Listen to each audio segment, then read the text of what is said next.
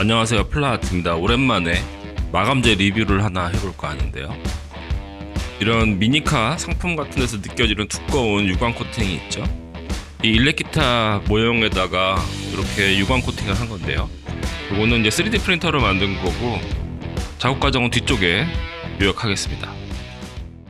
이 미니 스트라토캐스터는 이 UV 마감재로 코팅을 한 것입니다. 이 UV 마감재에 대해서 이미 알고 계신 분들도 있겠지만 생소하신 분들도 있을 것 같아요.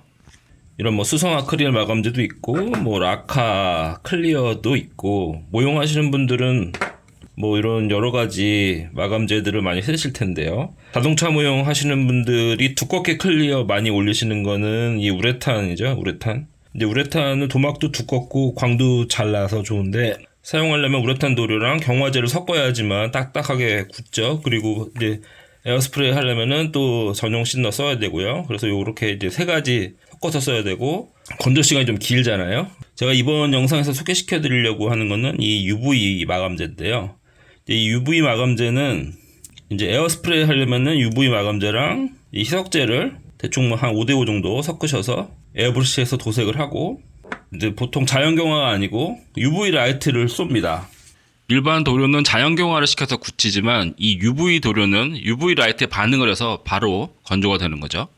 좀 정확히 말하자면 딱딱하게 경화가 되는 겁니다. 끈적하게 보여서 손을 한번 대봤는데 정말로 경화가 되었습니다. 제가 생각할 때 이 마감재의 최고의 장점은 이렇게 앞면을 도색한 다음에 경화시키고 바로 이렇게 뒷면을 도색한 다음에 바로 경화시킬 수가 있다는 거죠. 경화된 면을 잡고 반대 방향을 또 코팅할 수가 있고 잡기가 용이합니다. 그러면 아주 빠른 시간 내에 두꺼운 도막에 유광 코팅을 얻을 수가 있습니다. 경화 시간이 짧다는 것은 작업할 때 이제 흐름이 끊어지지 않고 계속 이어나갈 수 있기 때문에 아마 작업 방식에 되게 유연함이 생길 것 같습니다. 그리고 또 하나의 장점이라고 얘기한다면, 이제 크롬 도색을 한 다음에 예를 들어서 요런 부분 요거 이제 요 크롬 도료로 도색을 했는데, 여기 위에다가 보통 이제 라카 마감하면은 광이 죽거나 원래 그 도료가 가진 색깔에서 뭔가 이렇게 변형이 일어나가지고 그 위에다가 또 코팅을 하는 걸 꺼리게 되는 경우가 많은데, 이 UV 탑코트는 이 희석제가 되게 연한 희석제라서 그런지 이게 딱히 크롬 광을 뭐 죽이거나 뭐 이렇게 하지는 않는 것 같아요. 물론 이거 좀 더 써봐야 알겠지만 제가 지금 사용한 바로는 그 위에 코팅을 해도 되는 것 같습니다. 모두 장점이죠. 사용법 요약해드리면, 이렇게 눈금 있는 공병을 준비해 주시고 UV 마감재 오픈하시고 교반해 줍니다. 이건 그냥 플라스틱 막대기예요. 이 UV 마감재는 자외선에 경화가 되기 때문에 직사광선은 피하셔야 됩니다. 그래서 용기가 저렇게 이제 투과가 안 되게 돼 있죠. 저는 소량만 덜었습니다. 눈금에 맞춰서요. 그리고 덜은 양만큼 씬너를 섞어줍니다. 전용 씬너고 제품에 포함되어 있어요. 잘 섞어주고요. 투명 용기에 보관하면 안 되기 때문에 이렇게 밀폐 용기에 옮겨 담습니다. 이 밀폐 용기도 제품 구성품에 포함이 되어 있어요. 이 눈금 약병은 포함되어 있지 않습니다. 요거는 이제 양을 맞추기 위해서 별도로 쓴 거죠. 뚜껑 닫아주시고 에어브러시 사용하실 때마다 짜서 쓰시면 되겠습니다.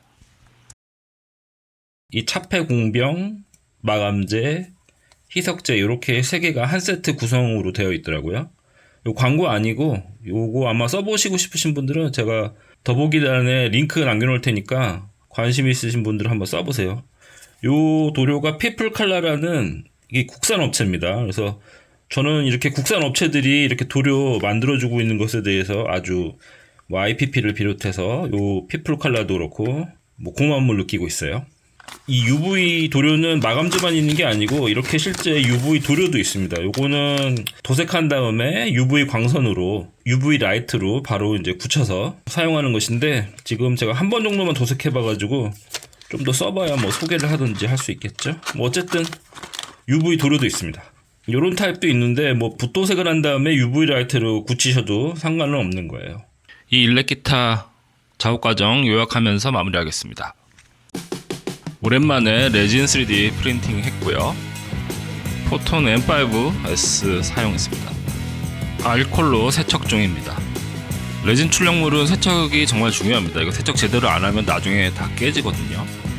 근데 사포질을 해줘야 되기 때문에 더스트 부스에 넣어주고 있습니다.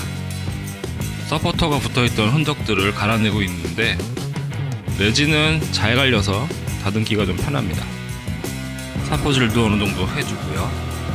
이게 공차가 좀 잘 안 맞아가지고 다 이렇게 좀 깎아줘야 되는 불편함이 있었습니다. 이 줄감개 구멍도 좀 작아서 줄로 확장시켜줬습니다. 파츠를 다 다듬어준 다음에는 UV 라이트로 경화시켜줍니다. 이 3D 프린터용 UV 경화기에 UV 도를 도색한 것도 이쪽에서 경화시키면 잘 됩니다. 흰색 서페이서 도색 중인데요. 유광 서페이서라서 하도로도 사용하고 흰색 파츠는 그대로 흰색으로 사용했습니다. 기타의 넥 부분에 나무 색깔을 칠해주는 중입니다. 메이플 넥 색감으로 칠했는데 이게 실제 기타에서도 유광 코팅이 되는 경우도 있고 안 되는 경우도 있고 그렇습니다. 줄감개 등의 아주 작은 파츠들 크롬 도색했고요. 건담 마커 활용해가지고 그 플랫 구분선이라든지 이런 플랫 닷 같은 부분 칠해주었습니다.